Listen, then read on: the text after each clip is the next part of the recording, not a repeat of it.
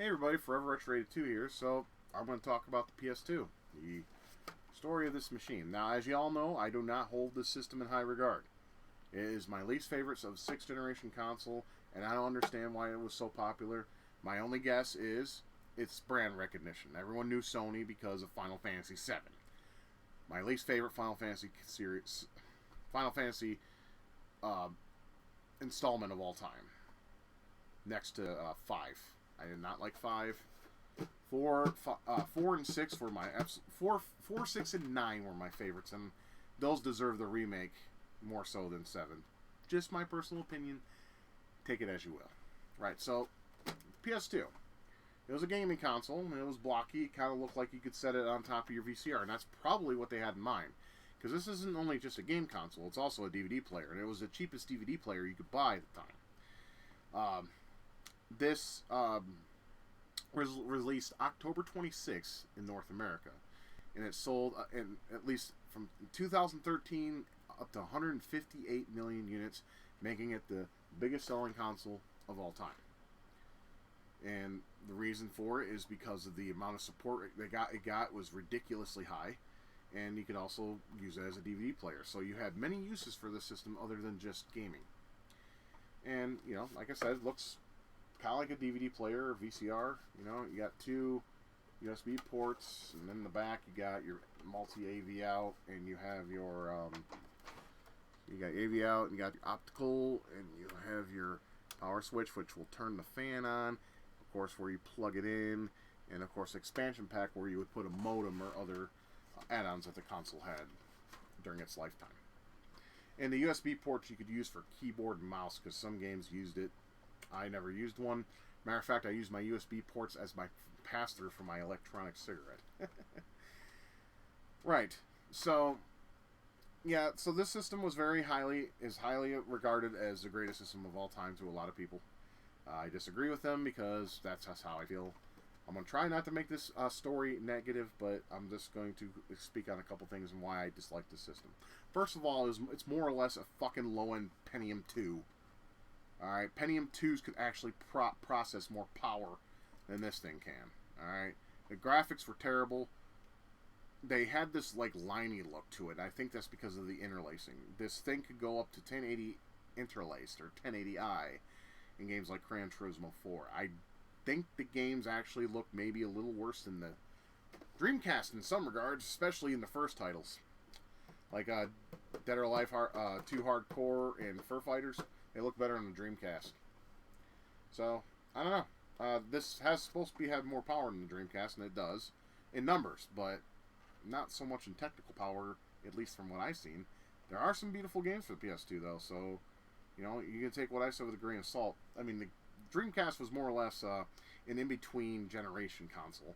A lot of games look on the Dreamcast. I'll be honest, some of them look like N64 titles. Just a little prettier, you know. But I honestly think, heart of hearts, if the Dreamcast had a DVD player, it would have definitely given this a run for its money. But that's the past, and you can't change it. You can only learn from it and move forward. So yeah, this is GameCube. This is PS2. Like I said, you may have great memories with it. It is what it is. It was a DVD player as well, which so I had 2 uses. And the controller, it's alright, it does the job, I'll give it credit. It works well. It's pretty much a bootleg SNES controller with handles and analogs and 2 extra shoulder buttons. I mean, at least in my opinion, but that doesn't matter. It does what it does well. My only complaint is the analogs, I think, are a little too fat and there's not much travel on them. Some people like that. I don't. And they don't have an indentation. See, they knew they fucked up because somewhere down the line, when the PS4 controller came out, they had indentations. Matter of fact, I can show you one right here. So, there's a little bit of indentations here. So you have control. A better control. I mean, it's still less travel, but you just feel in control with the little bit of indentation there. It just feels better on your thumbs. I prefer this over the PS2 controller in terms of aesthetics. It just seems to work better, and it's more responsive, and I also like the clickiness of the buttons. If you hear this, I mean, that's satisfying to me.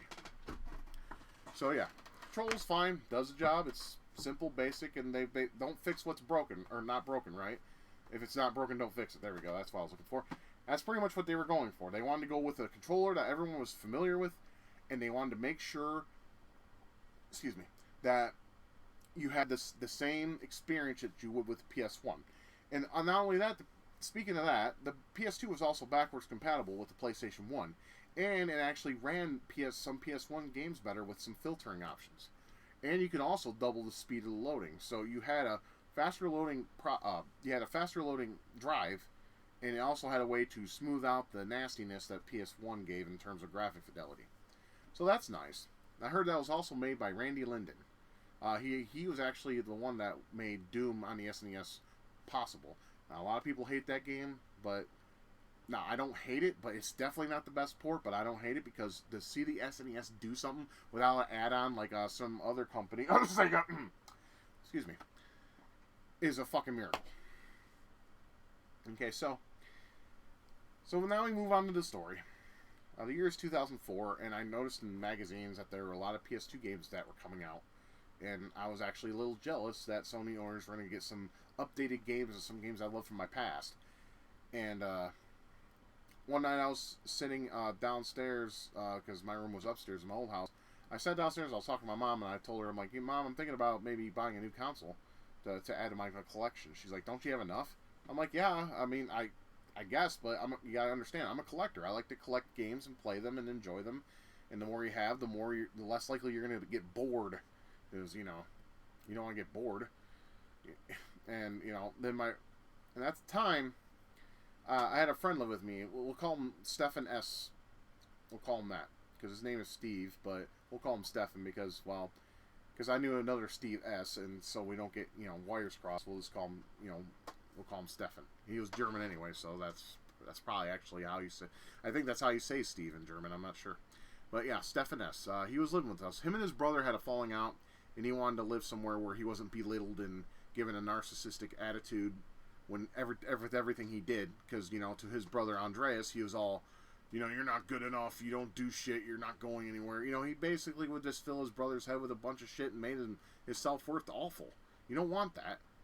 I know what that felt like, because sometimes my mom would say shit like that to me, and her little friend that we had living there at the time would say shit like that to me, and it's disheartening, it's undermining, and it's discouraging. You don't want to be told that kind of shit when you're trying to make it in life. So anyways, he stayed with us for a little while, but he overheard the conversation. He's like, hey, I got a PS2.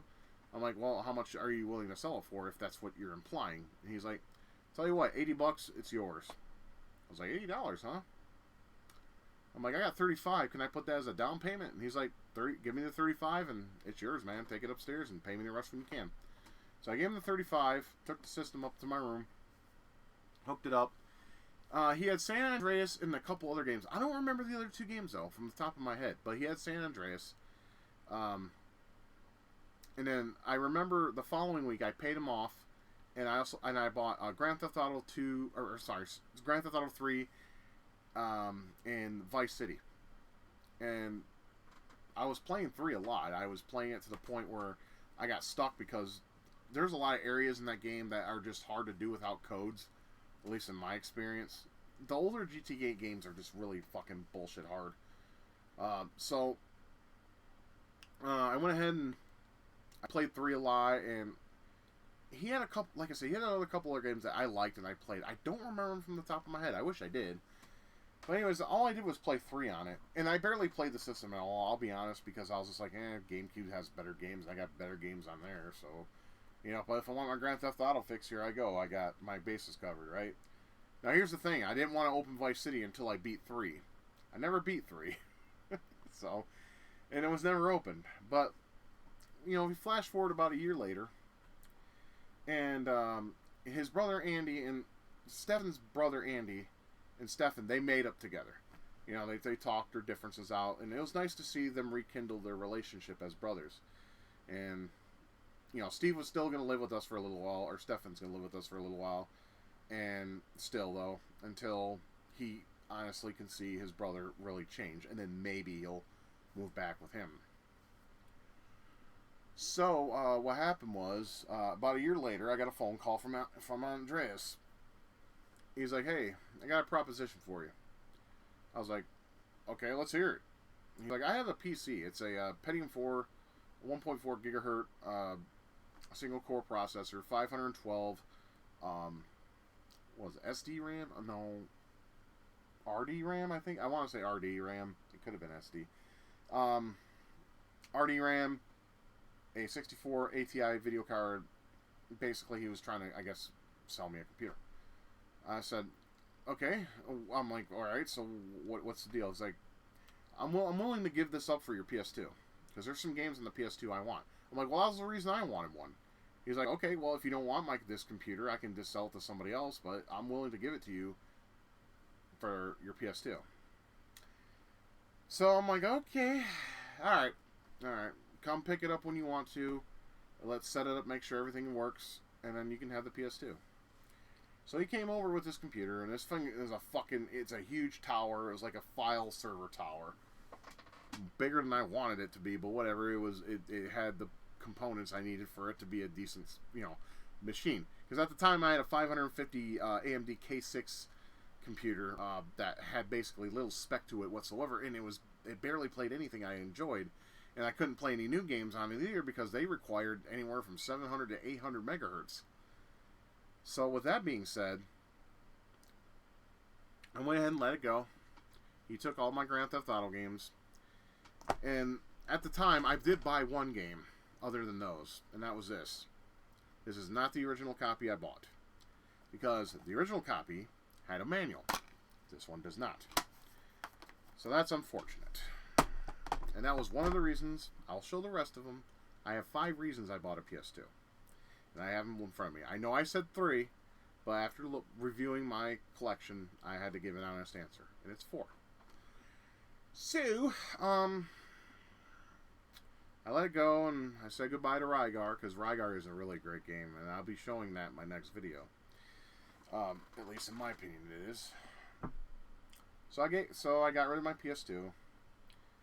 In about, I want to say, give me a minute to think. I was using my new computer, and it was great. I was happy with it. And then I finally got DSL internet in my house, so I was able to have, high-speed connections for a good price. AT&T, or SBC at the time, before it became AT&T, they had a deal where I can get 1.5 megabytes of DSL internet for a whopping $14.99 a month. Now, I was paying more on dial-up than I was for that, so I went ahead and jumped on it. But then, of course, they didn't have anybody come out there to install a fucking filter or something that receives the DSL data connection signal. So they had to do that, and they were trying to charge me for it, and I said, fuck off. I was told that I could use my phone line and it would be fine. But no, they wanted to give me problems with it. But eventually I got it all taken care of where they didn't charge me, and they understand that they were at fault, blah, blah, blah, blah, blah, blah. That was a fucking hell and a half. But anyways, I got rid of dial-up internet, and I finally had DSL. So, I'm sitting there one time on my DSL, I'm on the internet, and I was looking at some games for PS2. I'm like, man, I kind of wish I didn't get rid of it. I'm like, I'm like, maybe I can find one for a good price. I don't know. So I looked on eBay, and they wanted like anywhere from $90 to $100 for it, or something like that, secondhand. And I'm like, this is bullshit. But then one day I went to Game Crazy because I was going to see maybe if there's some couple GameCube games that I never owned or whatever, or just to see what they had. I had a good chunk of change in my pocket. I think I had like $70, and I just got done paying my mom her rent money, and I had $70 to my name. I go in there, and sure enough, they were selling PS2s. They had a clearance on them, actually. $50 a pop. So I said, okay, fuck it. I'm buying me another PS2. I said, fuck it. I was looking for one just like a couple days ago, on the internet, and I was like, you know what, fuck, I'm going to go buy me another PS2. Fuck the hell with it. Because, I'm like, there's some games I saw that I really wanted, and then all the games that I saw that were being updates and whatnot, were released and everything, and I was like, you know what?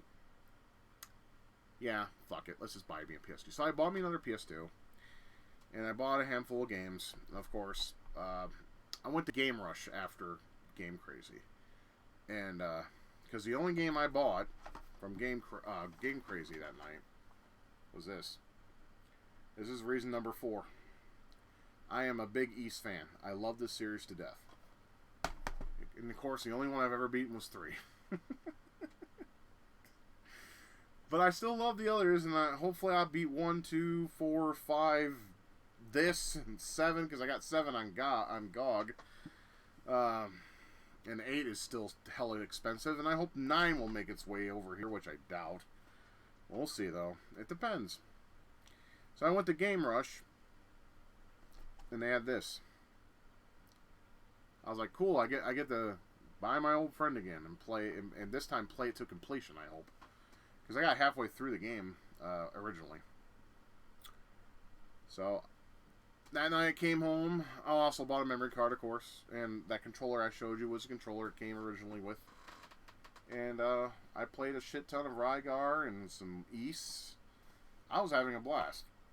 And this is why I really didn't want to sell my PS2, because I knew I would love these games. They're updated versions of games that I enjoyed when I was younger, and they did it right to where it's not stupid or retarded or they ruined something about it. I mean, it's all there. Fantastic. You know, and then I started digging a little deeper into the whole PS2 fiasco. Now, here's the thing, though. I felt like I betrayed my best friend, the GameCube, right? Because here I am just... I got overly psyched over the PS2 again. Like, more so than I did the first time I owned one. And I felt like I was neglecting my old friend, the GameCube. But, you know, I just told myself, look, I just got some new hardware again, and now I'm actually being more serious about collecting for it. So, you know, this is normal. And it is. And then in the coming weeks, I found the other 3 reasons I bought a PS2. Reason number 3, the final chapter in the R-Type series. I had to get this because it's for R-Type. I fucking love R-Type. I've always been a fan of the series since its inception in the 80s. Or in 89. Or was it 88? I think it's 89. Yeah, I mean, this you have like fucking... You can modify and have up to 100 ships. I haven't even locked them all. I haven't even beat this. But what I was happy about is I found this at GameStop. And it's complete. I was happy about that. I took that home and played the piss out of it, and I couldn't get farther than the 4th level. To this day, it's a hard-ass game, but it's IRM, so it's not to be expected. Okay. Reason number 4. Raiden 3. Being a huge fan of the Raiden Shooter Saga series. And seeing how it made a return, and it was on the fucking PS2 of all systems, was one of the reasons I had to plunk down that $50. Unfortunately, I got it at Game Rush. You can tell by the Blockbuster and no manual. But the game is in good condition. Matter of fact, there's barely a scratch on it at all. You can even see me twice. You can see me in blue. I'm in blue. I think this is a CD-ROM, not a DVD-ROM. No, it is a DVD-ROM because you can tell. It'll tell you in the back. Right there. It'll tell you if it's a DVD-ROM or a CD-ROM. This is a DVD-ROM. I'm going to check these for games for if they're DVD or CDs. Okay, these are. But before I show you something else, another reason I bought the PS2. Y'all know I'm a Gradius fan. I love Gradius. In fact, I bought this before I bought this because of my goddamn completist fucking OCD mindset. Now the thing about this is I could have done without this. I honestly can. But the only reason I bought it for is that reason where my finger is. They had the 4th game that was never released in America, and this is also not complete. But there's a difference on this one compared to the rest of these. Actually, both of them. Really? Oh, I take that back. I don't know if this shitty camera can pick it up, but here. Next to the Konami Note logo, what does that say? Compact disc. And this is also compact discs. So this could also play, you know, games compact, not DVDs, as well. So you had both formats covered on the PS2. So the PS2 had a lot of formats it could support. I mean, the GameCube has proprietary mini DVD discs, but they also had a die. I don't remember the die off the top of my head. Forgive me for that. That really caused the games to load a lot quicker than, say, the PS2 or maybe even the Xbox. I mean, there's barely any loading times in the GameCube. Now, this motherfucker had load times like a son of a bitch. Not as bad as the Dreamcast. Like, say, if you play Soldier of Fortune Gold on PS2 and then you play the Dreamcast version, there's a world of difference. PS2 version trumps it on every show. Because I think it was just a rushed port. I could be wrong, though. But, yeah, PS2 version was definitely the way to go. Now, I know what most of you are all thinking. Like, Forever Archery 2, that's like 2 adventure games and 3 shooters. You gotta understand, when I was growing up, I loved these pew-pew shooter games. And to this day, I still love pew-pew shooter games. I bought Raiden 4 I bought an Xbox for Raiden 4 specifically. Now, my wife wanted it for many other reasons. I wanted the Xbox 360 for Raiden 4.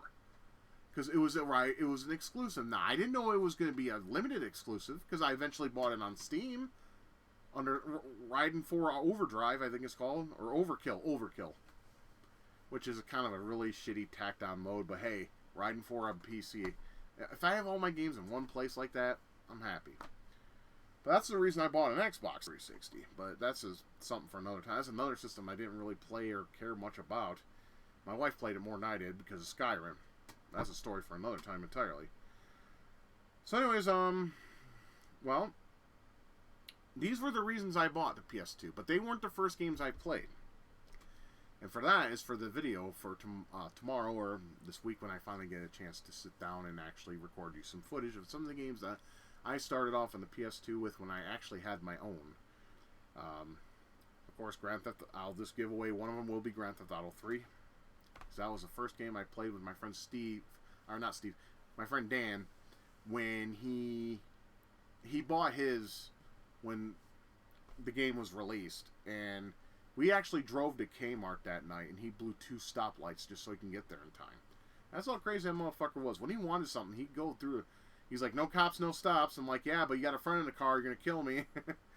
That was a fucking chicken shit lame ass, but that's besides the point. But yeah, the PS2, like I said, I wish I could be more happy about it, or I have optimism for it, but I can't. It's not a system I really hold in high regard, but I know it's important to you guys, and some of you wanted to see the story of how I got one. And yeah, my enthusiasm came up the second time around. The first time I just treated it like a redheaded stepchild, locked in the closet and not used. I wasn't all that excited for it at the time, but then, around 2005... late 2005, or no, I'm sorry, beginning of 2006 is when I got the PS2 the second time, because all the games I wanted were released. They were very low in price, and I was able to actually finally play them and enjoy them. I mean, one of these days I am going to conquer you, R-Type Final. Ingradius 5, that game's a bitch. Oh my god, shooters on the PS2 are just the horse. Raiden 3 as well, but I beat Raiden 3 on every platform I owned it for, which is the PC and PS2. And I still have to beat E6. I got a lot of games in my collection I haven't beaten yet, and I hope the hell I can do them eventually. But, yeah, so those are the reasons I bought a PS2. But, of course, guys, show the game footage and explain my experiences with them and what I felt when I finally got to play these after them reminiscing it or ruminating in my head for as long as it has at the time. So anyways, I hope you enjoyed that story. Like I said, it wasn't anything too special, wasn't too great. But, I bought it once and I wasn't too excited for it. And then I bought it again, and for some reason I was a little bit more excited because the games that were available for it that are games that were updated entries into series that are, well-known and have been in the gaming world for a very long time. So I was very happy to get these, and I'm still... Even now, even though I'm not a big PS2 fan, I'm happy to own these games. And I hope I can beat some of them, eventually. I haven't even beat Rygar. I'm on the final boss, and I can't beat him. And spoiler alert, on the Wii, I'm actually on the final boss in that game. I still can't beat him. One day, I'm going to fucking stomp the shit out of that cocksucker. But anyways, that's besides the point. Anyways, I'm Forever Archer 82. I hope you enjoyed the story for what it was worth. If you got any comments, thoughts, let me know in the comment section below, as always, and keep loving, keep gaming, and keep it retro, and please stay safe during this time of crisis. I hope you all are doing well and doing what you're expected to do, and hopefully we'll all get through this eventually soon, because this is getting on my fucking nerves. I don't know about all y'all, but I'm getting tired of this shit. But, you know, so look forward to the game video, I hope, and until then, you take good care of yourselves.